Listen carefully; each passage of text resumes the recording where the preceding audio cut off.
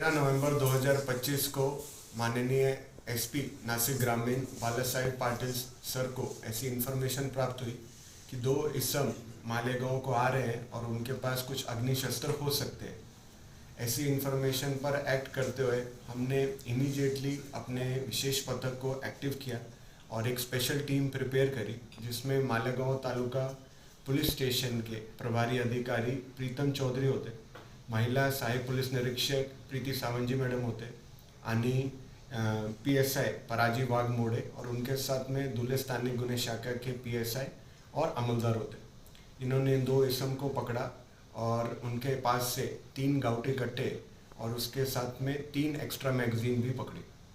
इनको होटल सदापुंज समोर मालेगांव हाईवे पे पकड़ा गया और 826 नंबर का CR Malegaon taluka police station में दाखिल किया गया है।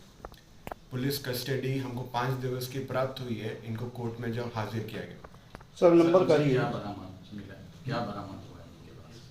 3 गाउठी कट्टे और उसके साथ में 3 एक्स्ट्रा मैगजीन हमको इनसे प्राप्त हुई है।